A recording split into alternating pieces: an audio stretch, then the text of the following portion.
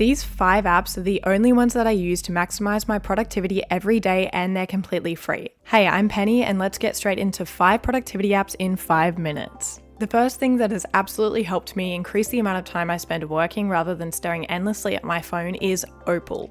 Honestly, nothing was working when it came to stopping myself from picking up my phone and doom scrolling. I check a notification and the next thing you know, I've been scrolling for 20 minutes when I should have been working. Opal has multiple features that I love, but the main one that I use is App Lock. This sets a limit for the amount of times that you can open an app during the day and how long you can have it open for. I find this works better for me than a regular time limit, as I'm very prone to opening Instagram like 30 times a day, even if I just check it for 30 seconds each time.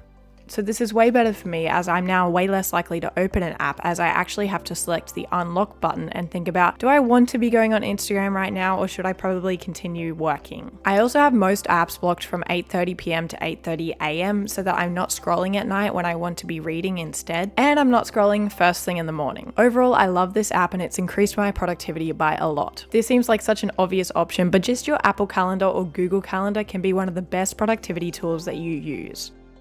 I use my Apple Calendar to time block basically everything, so that includes my workday, what I'm doing before work and after work and on weekends. I don't have to use brain power to think about when I should be getting work done or when I should be at a doctor's appointment. Too many people forget that they literally have a calendar app on their phone already that works perfectly fine. You don't need all of these extra apps that have fancy calendars. This one can color coordinate and you can easily repeat events weekly. It keeps me on track and focused on what I actually want to be doing during that time. Feel free to check out my video on time blocking using the calendar app.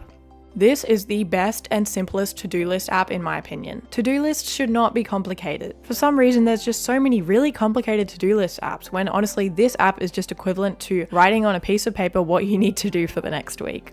So why bother getting an app for that? Well, I'm just much more of a digital person. I'm not carrying around pens and notepaper on me at all times, but I am always carrying around my phone. And this one allows me to plan weeks in advance. It's super simple. It syncs up from my phone to my laptop. I can easily add things in for the following week, and it allows me to order things from priority and from projects. It can also integrate with apps such as Google Calendar and Notion. Speaking about Notion is completely free, and if you haven't heard about it by now, then you've probably been living under a rock. You're also probably very tired of people speaking about it. I actually only use Notion for very particular parts of my workflow, and those parts are all of the creative tasks. As I do a bit of freelancing as well as YouTube, I just use Notion as my place to keep track of all of this. If you have a look here, you can see that these are all the different posts that I'm planning on making for the next few weeks, and they're separated by color for each platform. I also have my YouTube posting calendar on here rather than on my Apple Calendar, which I use for time blocking. I write all of my YouTube scripts here, pop my ideas down, and also keep track of where they're at in the filming and editing process. Super simple, it's got everything I need. I don't like to overcomplicate things when it comes to being productive. Habitify is a habit tracker.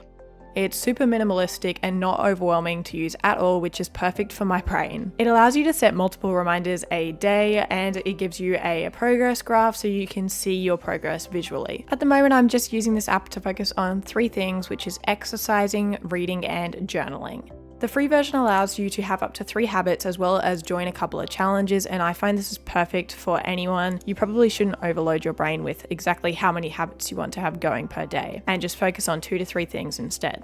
So the free version works perfectly. Overall, these are consistently the 5 productivity apps that I use day to day. I don't like to waste my time with super fancy apps that are complicated. I just have one app for each of the things that I want to keep in track. Good luck on your productivity journey. I'll see you in the next video.